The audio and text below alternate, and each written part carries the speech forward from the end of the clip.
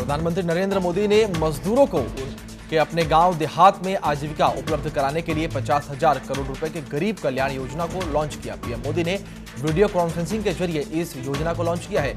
इस योजना में 6 राज्यों के 116 जिले शामिल किए गए हैं।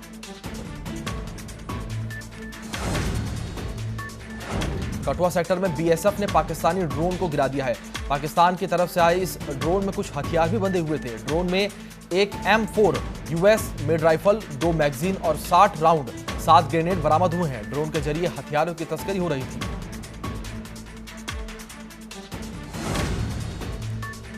कांवड़ यात्रा को लेकर आज शाम 7 बजे 3 राज्यों के मुख्यमंत्रियों की बैठक होगी। यूपी, उत्तराखंड और हरियाणा के सीएम वीडियो कॉन्फ्रेंसिंग के जरिए बात करेंगे। साथ ही यात्रा में आयोजन पर फैसला लेंगे।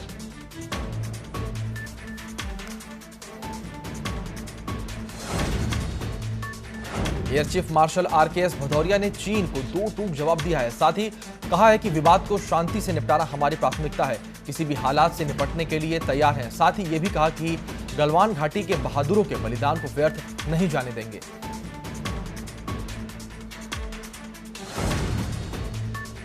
दुनिया में कोरोना वायरस से अब तक 4,57,951 लोगों की मौत हो चुकी है।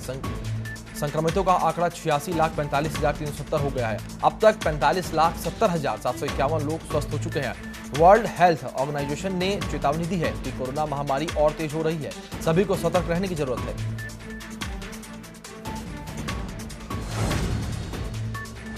देश में तेजी से कोरोना मरीजों की संख्या बढ़ रही है। 24 घंटे में सबसे ज्यादा 14,516 नए मामले सामने आए हैं। 375 लोगों की मौत हो चुकी है। कुल मरीजों की संख्या 3,95,000 के पार पहुंच चुकी है।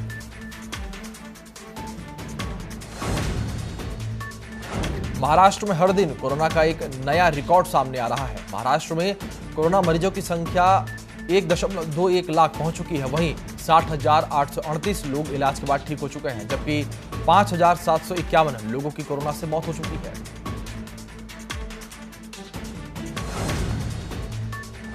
दिल्ली में कोरोना वायरस के मामलों ने रफ्तार पकड़ ली है। अब दिल्ली में कोरोना वायरस का विस्फोट देखा जा रहा है। दिल्ली में पिछले रिकॉर्ड को तोड़ते हुए पहली बार 24 घंटे में कोरोना मरीजों की संख्या 3,000 के पार हुई है। इसके साथ ही दिल्ली में कोरोना मरीजों की संख्या 50,000 के पार हो चुकी है। देवभूमि में लगातार कोरोना के आंकड़े बढ़ रहे हैं। 50 नए मरीज सामने आए हैं। साथ ही 2,177 कोरोना मरीजों की संख्या पहुंच चुकी है।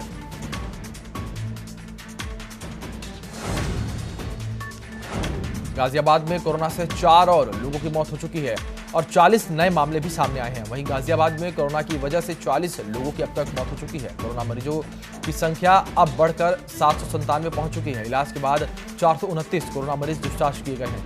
गाजियाबाद में कोरोना के 328 एक्टिव केस हैं।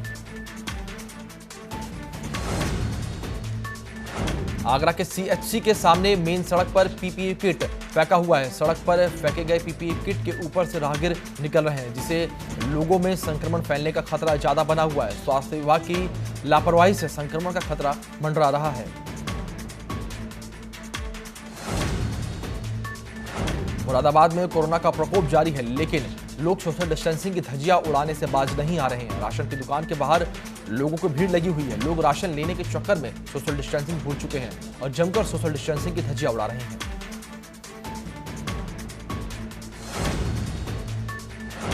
देहरादून के कैबिनेट मंत्री सुबोध उनियाल की रिपोर्ट नेगेटिव आई है। कृषि विभाग की बैठक के बाद सैंपल लिया गया था। ऋषिकेश कृषि उत्पादन मंडी समिति के अध्यक्ष की रिपोर्ट पॉजिटिव आने के बाद अध्यक्ष की रिपोर्ट कृषि मंत्री का टेस्ट हुआ था। आज और कल देहरादून में पूर्ण लॉकडाउन रहेगा। 2 दिन शहर में सैनिटाइजेशन का काम किया जाएगा। अति आवश्यक सेवाओं के लिए ढील दी जाएगी। राज्य में लगातार बढ़ रहे कोरोना मरीजों की संख्या को देखते हुए इस तरह का कदम उठाया गया है। देहरादून में 4 डॉक्टरों और 17 मेडिकल स्टाफ में कोरोना की पुष्टि की गई है। क्वारंटीन सेंटर में तैनात थे सभी डॉक्टर और मेडिकल स्टाफ। कोरोना की पुष्टि के बाद महकमे में हड़कंप मचा हुआ। आज फिर सभी मेडिकल स्टाफ का कोरोना टेस्ट किया जाएगा।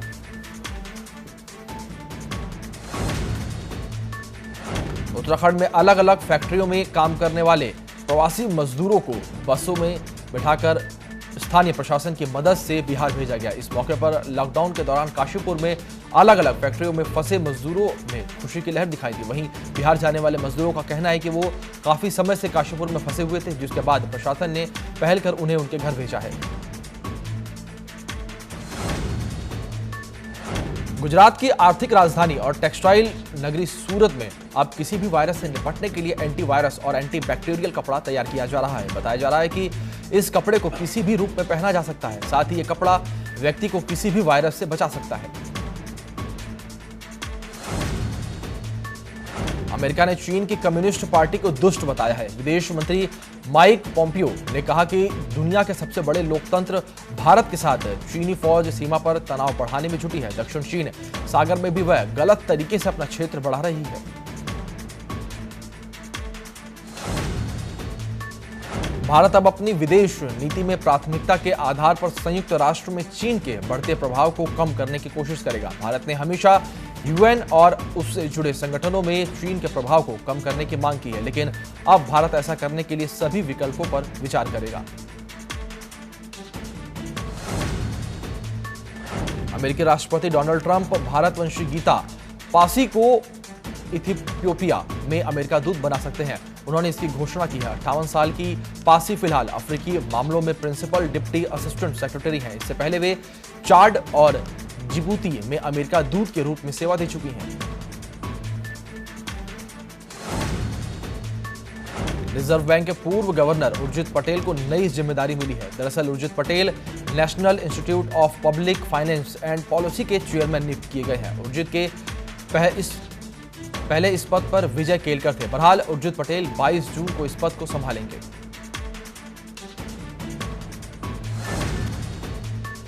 आरबीआई की पाबंदी झेल रहे Punjab and Maharashtra co operative bank के ग्राहकों के लिए एक बुरी और एक राहत भरी खबर है। दरअसल रिजर्व बैंक ने पीएमसी बैंक पर लगे प्रतिबंध को 6 महीने के लिए बढ़ा दिया है। वहीं ग्राहकों को राहत देते हुए कैश निकालने की लिमिट बढ़ा दी गई है। अब बैंक के डिपॉजिट्स 1 लाख रुपए तक निकाल सकते हैं।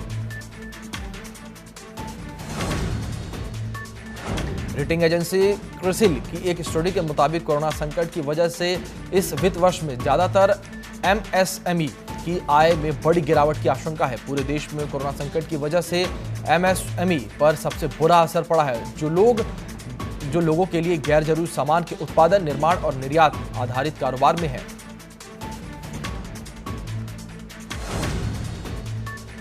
अंतर्राष्ट्रीय बाजार में कच्चे तेल की कीमतों में नरमी के बावजूद घरेलू बाजारों में पेट्रोल और डीजल की कीमतों में बढ़ोतरी देखने को मिल रही है। तो आपको बता दें, आज फिर पेट्रोल और डीजल की कीमतें बढ़ी हैं। पिछले 14 दिन में पेट्रोल जहां 7.62 रुपए प्रति लीटर महंगा हुआ है, तो वहीं डीजल की कीमत में भी 8.28 रुपए प्रति लीटर की बढ़ोतरी हुई है।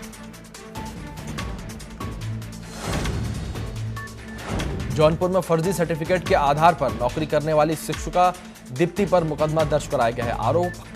आरोपी का निजी और सरकारी खाता सीज कर बर्खास्त करने के लिए भी जिला विद्यालय निरीक्षक ने जेडी को पत्र लिखा है। शिक्षिका की नियुक्ति कस्तूरबा गांधी आवासीय बालिका विद्यालय में नौकरी दिलाने वाले गैंग ने ही कराई थी।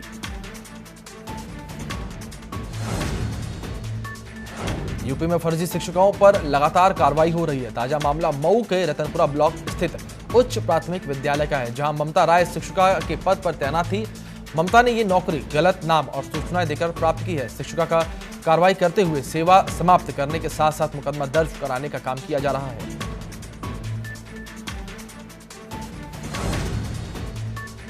रामनगर में अस्पताल प्रशासन की बड़ी लापरवाही सामने आई है। महिला का आरोप है कि जब वह बच्चा डिलीवरी कराने के लेकर सरकारी अस्पताल में गई थी, तो पहले तो उसे 4 दिन बाद अस्पताल से छुट्टी दे दी गई, पर जब वह परेशान होने पर दोबारा अस्पताल गई तो उसे वहां पर अभद्रता की गई। साथ में महिला ऋषिकेश के एम्स में गई, जहां जांच कराने पर महिला के पेट से 15 सेंटीमीटर कपड़ा मिला है। बरेली में जिहादी इनामुल हक के बारे में यूपी एटीएस के कई बड़े खुलासे सामने आए हैं। सूत्रों की माने तो इनामुल हक आतंकी जाकिर मूसा का फॉलोअर है। इनामुल ने जाकिर को शहीद बताया था। एटीएस इनामुल के सोशल मीडिया अकाउंट को भी खंगाल रही है। इतना ही नहीं, इनामुल ने 2014 में पंतनगर के उन्माद को भी भड़काया था। मथुरा में यमुना एक्सप्रेसवे पर दर्दनाक हादसा हो गया। हादसे में महिला समेत 3 लोगों की मौत हो गई। आगरा से नोएडा जा रहे थे कार सवार।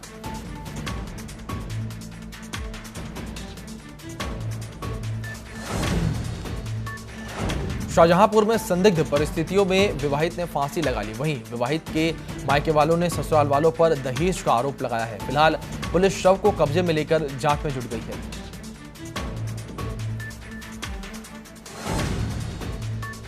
इटावा के एक युवती के साथ होटल के कमरे में जबरन दुष्कर्म किए जाने की सूचना पर पुलिस ने होटल के कमरों की जांच की। युवती ने सूचना दी थी कि उसके पड़ोसी ने दोस्तों के साथ मिलकर जबरदस्ती दुष्कर्म को अंजाम दिया है। पुलिस ने दोनों आरोपियों की गिरफ्तारी कर ली है।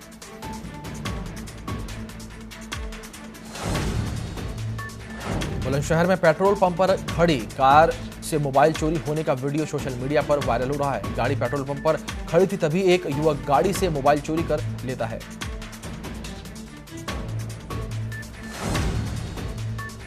पिथौरागढ़ के वैशाली गांव निवासी राधेराम बीते 6 सालों से कच्ची झोपड़ी में रहने को मजबूर है।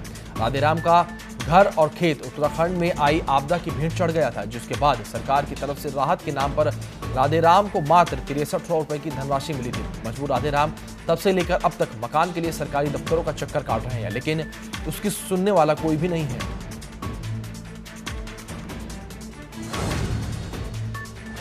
गोरखपुर के बेलवार गांव में मछली मारने को लेकर दबंगों ने ताल के पट्टेदार की जमकर पिटाई कर दी। दबंगों ने पट्टेदार की लाठी डंडों से इतना पिटा कि वो बुरी तरह से घायल हो गया। पुलिस ने सामने भी दबंग पट्टेदार की पिटाई करते रहे।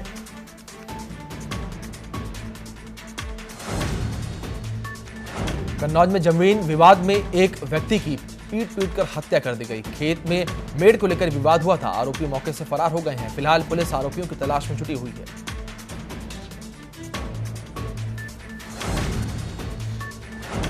मसूरी वन विभाग ने शहर के खट्टा पानी जोड़ी गांव में अवैध रूप से कटे हुए देवदार के पेड़ों को बरामद किया है, जिसके बाद वन विभाग ने इलाके में अपनी गश्त और तेज कर दी है। वहीं डीएफओ का कहना है कि लगभग 3 लाख रुपए के ये पेड़ हैं, जिसे किसी अज्ञात व्यक्ति ने काटे हैं। विभाग की टीम ने मौके पर पहुंचकर कटे हुए पेड़ों को कब्जे में ले लिया है और काटने वालों की तलाश जारी है।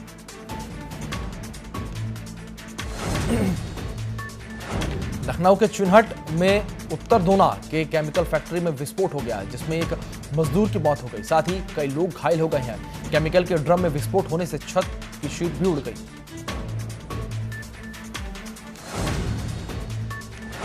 जालौन में कागज की फैक्ट्री में भीषण आग लग गई। आग लगने से आसपास के इलाके में हड़कंप मचा हुआ है। फायर ब्रिगेड ने कड़ी मशक्कत के बाद आग पर काबू पाया। आग से लाखों रुपए का हैंडमेड कागज जलकर खाक हो गया है।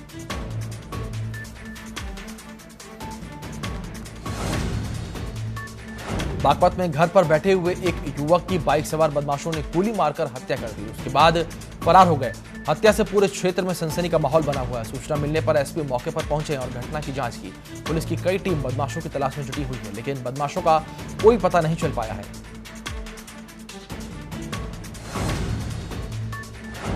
उन्नाव में दिन दहाड़े हत्या से सनसनी फैल गई है। युवक को बदमाशों ने ताबड़तोड़ 6 गोलियां मारकर मौत के घाट उतार दिया। सूचना मिलने पर आईजी और एसपी ने घटनास्थल पर निरीक्षण किया। साथ ही आईजी ने एसपी को जल्द से जल्द घटना के खुलासे के निर्देश दिए हैं। वहीं घटना के पीछे की वजह जमीनी विवाद बताई जा रही है।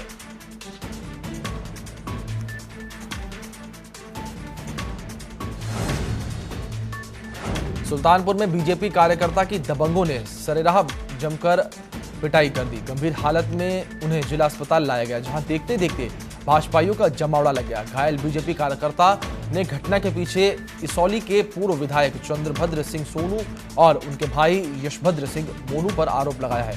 उन्होंने कहा कि उनकी गाड़ी में भी तोड़फोड़ की गई है।